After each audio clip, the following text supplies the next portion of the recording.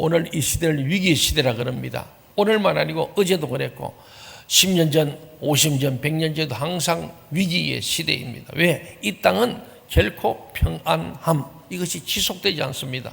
잠시 좀 좋을 때가 있죠. 오르막 내리막이듯이 그렇습니다. 그래 우리는 늘 제가 설교 30대에도 지금 우리가 위기입니다. 그런데 지금도 똑같아요. 그래서 이런 모든 위기인데 보면 우리 경제 위기라 하잖아요. 경제 위기. 또 도덕과 윤리도 위기라고, 정치도 위기, 가정도 위기, 뭐 위기 아닌 게 없어요. 그래서 이걸 합쳐서 총체적 난국이다, 총체적 위기다 이렇게 합니다. 근데 진짜 위기는 우리가 섬기고 사랑하는 교회 위기가 왔다는 거예요. 밀려오고 있고 이미 왔다는 거죠. 어느 날부터 우리의 가슴에 잊혀진 단어가 하나 있어요. 교회가 가장 중요한 단어인데 이게 잊혀지고 이제는 그 얘기를 꺼내기를 꺼려하는 시대가 되었어요. 그게 뭐냐? 부흥입니다. 부흥. 저는 부흥이라는 단어만 생각하면 가슴이 뛰는 거예요. 조금 전 부흥이라는 찬양을 우리 함께 불렀잖아요. 이 땅의 황무함을 벗어서 하늘 안에 우리를 긍휼을 베푸시는 주여, 우리의 죄악을 용서하여 주시고 다시 한번 성령의 바람으로 이 땅에 하나님의 놀라운 은혜의 강물 흘러가게 해달라는 이 찬송. 그렇잖아요. 부흥의 꿈을 잊어버리고 말한 것이 가장 큰 위기예요. 교회마다 부흥을 얘기하잖아요. 이제 부흥이도 안 합니다. 부흥해봤자 안 모이잖아요. 기도원에도 사람이 없고 기도원이 문을 닫고 교회 부흥이도 안 되고, 그래서 지금은 낮에는 못하고 저녁만 하고 점점 약화됩니다. 사랑하는 여러분, 정말 부흥을 꿈꾸며 부흥할 수 있다는 기대가 있을 때 행복했고 기뻤습니다. 오늘 한국교회는 여러 가지 위기에 직면하고 있습니다. 코로나 이후 침체된 예배 현장, 미래 교회를 이끌어갈 다음 세대들의 감소 현상, 정치 이데올로기에 따른 좌우 대립과 갈등의 양상, 세속주의적 가치관과 물질주의, 기후 환경의 위기, 도덕성을 상실한 기독교 이단 및 사이비 집단들의 여러 행태들, 뭐 등등등 이와 같은 문제들은 교회의 사회적 신뢰를 추락시키고 부정적 이미지를 만들어냈습니다. 지난 2023년 기독교 윤리실천운동본부에서 조사한 한국교회의 사회적 신뢰도 여론조사 결과를 보면 기독교인은 이기적이고 정직하지 못하고 정치적으로 편향되어 있고 기복주의를 강조하고 남을 배려하지 못하며 사회에 무관심한 사람들이라는 것입니다. 오늘 한국교회 상황은 여전히 많은 교회에서 매주 하나님의 말씀이 동시다발적으로 선포되고 있습니다. 또 미디어의 발달로 기독교 방송이 얼마나 많습니까? 유튜브도 있습니다. 교인들은 원하는 설교를 마음껏 접할 수 있게 되었습니다.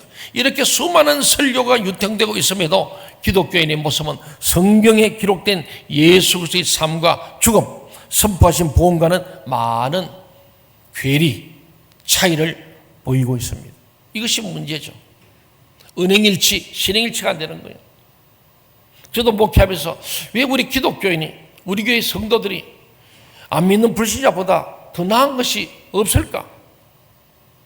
라는 질문을 하면 스스로 자괴감, 무력감을 느낄 때가 많습니다. 일찍이 종교개혁자 깔뱅은 하나님을 인식하는 것은 오직 성령에 의해서만 가능하다고 그렇게 말했습니다. 깔뱅가, 우리 종교개혁자고 우리 장로교의 창시자. 하나님을 아는 것, 하나님을 인식하는 것은 오직 성령에 의해서만 가능하다. 성령이 아니고는 하나님을 알 수 없다. 성령이 아니고는 예수를 그리스도라고 믿을 수 없다. 신학자 칼바르트, 우리 바로 통합적 신학의 모토가 칼바르트의 신정통주의라고 그러죠. 이 칼바르트도 오직 성령을 통해서만 하나님을 인식할 수 있다. 뭐가 중요한 거예요? 성령. 오직 성령이에요. 성령이 없이는 예수 그리스도를 온전히 알 수 없고 하나님도 온전히 알 수 없으며 따라서 참된 믿음을 갈 수도 없습니다. 성령이 아니니까 참된 믿음이 없어. 그러니까 생각하는 것이 영의 사람 속한 사람이 아니라 육에 속한 자의 생각과 말과 행위를 하고 살아가는 거예요. 한국교회의 오늘의 위기를 극복하고 다시 한번 부흥을 이루기 위해서는 바로 성령의 능력에 달렸다는 것을 보여줍니다. 이에 우리 예장통합총회는 제109회기 주제를 성령의 능력으로 부흥하는 교회라고 정했습니다. 여러분, 이 교회 참 중요하잖아요. 우리 교회도 이 주제를 따라서 총회 주일인 오늘부터 성령의 능력으로 부흥하는 교회가 되어 비전 2030 교회 설립 7주년을 향해서 전진, 앞으로 전진하고 위로 상승하는 전진 상승 운동을 하기를 간절히 소원합니다. 이래 우리 모두가 동참할 수 있기를 주의 이름으로 부탁드립니다. 오늘 말씀은 사울이 개종을 했어요. 사울이 개종하여 다마스크에서 회심하여서 바울이 되었습니다. 그 이후에 일어난 일이죠. 이때의 교회의 모습을 이렇게 사도행전 9장 31절은 증언하고 있습니다. 사도행전 9장 31절 시작. 그리하여 온 유대와 갈릴리아 사마리아 교회가 평안하여 든든히 써가고 주를 경외함과 성령의 위로로 진행하여 수가 더 많아지니라. 이 한 절 속에 저는 이 말씀을 제가 이 교회에 부임하여 2000년 말서 크게 교회 주제로 표로 현판을 그 계단 오는 게 붙였어요. 평안하여 든든히 써가는 교회. 보면은 교회 부흥이 되는 거는요, 뭐 부흥은 여러 가지 있습니다. 우리가 회개하는 게 부흥이에요. 내가 변화되는 것도 부흥입니다. 꼭 숫자만 아닙니다. 교회가 질적 변화가 오면 그게 부흥이죠. 그게 바로 회복입니다. 근데 온 유대와 갈릴리와 사마리아 교회가 평안하여 든든히 써. 1단계는 교회가 평안하고 평안해야 가만히 평안할 때 그게 든든해지는 거예요. 그 다음 뭐예요? 보니까 주를 경외해야 돼. 주를 경외한다는 것은 하나님을 두려워하는 거예요. 교회 오면 잠잠한 거예요. 하나님의 교회 와서 싸우고 찍어 뽑고 목사를 끌어내리고 치고 받고 이러면 안 돼요. 하나님을 경외하여 하나님을 두려워할 줄 알고 하나님의 엄하신 눈동자를 의식하며 사는 코람되의 삶이 돼. 세 번째는 성령의 위로를 지내. 성령이 위로하시고 치유하시고 회복하는 막 성령의 격려를 받는 게. 그 결과가 뭡니까? 수가 더 많아지니라. 할렐루야. 그렇습니다. 이 한 절 굉장히 중요한 말씀이죠. 사랑하는 여러분, 우리는 보면은 예수님이 이 땅에 오신 목적이 무엇입니까? 복음을 전하기 위해서 왔습니다. 교회가 존재하는 목적이 뭘까요? 복음을 전하기 위해서. 우리가 예수를 그리스도로 믿는 이유가 무엇입니까? 복음을 전하기 위해서. 복음을 들어서 구원만 우리는 복음을 전하는 게 당연. 우리 예수님이 이 땅에 오신 목적도, 교회가 존재한 목적도, 오늘 저와 여러분이 예수 믿고 구원받아 장로 집사 권사된 것도 복음을 전하기 위해서요. 한번 따라합시다. 나는 복음을 전하기 위해서 존재합니다. 복음은 지역과 국경을 넘어 계속해서 퍼져나가야 합니다. 이렇게 복음 전파의 본질적 사명을 잘 감당해 나가야 합니다. 예수님의 가슴에 있었던 뜨거운 꿈이 무엇인가요? 하나님 나라입니다. 성경에 계속 하나님 나라 얘기합니다. 제자들의 가슴에 품었던 꿈이 있었죠. 뭡니까? 복음 전파예요. 복음 전파. 그 바울이 그러잖아요. 하나님의 은혜의 복음을 전가하려면 내 생명도 조금도 귀양스럽지 않다. 이게 제자들의 마음. 오늘 우리 제자라면은 복음을 위해서 생명도 아까우지 않는 복음 전파에 목숨을 걸어야 합니다. 바울의 가슴 속에 끄지 않는 불꽃 같은 꿈이 있었죠. 예수님의 복음을 전해서 하나님 나라를 이 땅에 이루는 거예요. 우리도 마찬가지입니다. 이 꿈을 우리 교회가 품어야 합니다. 교회는 복음 전파에 생명을 걸어야 할 줄 믿습니다. 아멘. 우리 이 땅에 130년, 40년에 복음이 들어온 걸 생각해봐요. 우리는 규칙 앞으로 보면 거의 200년 전에 가깝습니다만 180년. 1880년 언더우드 우리가 잘 아펜젤러. 이 언더우드 선교사가요, 조선에 간다고 하니까 그 약혼자가 이렇게 물었다는 거예요. 조선에 가면 뭘 먹고 살지요? 모르겠어. 조선에는 병원이 있는가요? 모르겠어. 그럼 당신은 조선에서 아는 게 뭐요? 내가 아는 것은 오직 10,000,000명의 주님을 모르는 영혼이 있다는 것밖에 모르. 그리고 26세에 이 땅에 그 약혼자를 데리고 와서 세브란스 병원 연희전문학교, 지금 연세대학교를 세운 거 아닙니까? 26세의 그 젊은 청춘 나이에 그 일생을 바치면 4대째 지금 이 한국에 그 손자 정손자까지 연세대학교에 남아있지 않습니까? 사랑하는 여러분, 참 놀랍습니다. 이거는 바로 생멸건 복음 전파로 한국교회가 세워진 것입니다. 사랑하는 여러분, 정말 우리는 오늘 이 말씀 보면서 첫째로 성령님은요, 하나님의 평안으로 교회를 세워가시는 분이십니다.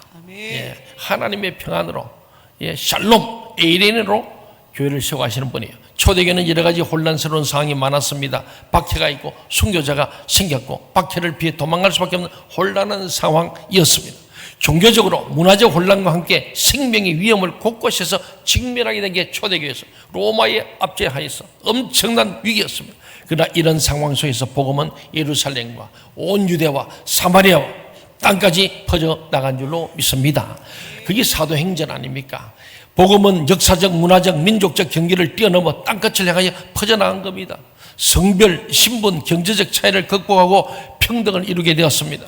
혼란과 위협 속에서도 오히려 교회는 평안하여 돈들이 세워져 갔다고 성경이 기록합니다. 여러분, 세상이 아무리 혼란스러워도 하나님이 함께 하시면은 성령님은 하나님의 평안으로 그 가운데도 교회를 세워간 줄로 믿습니다.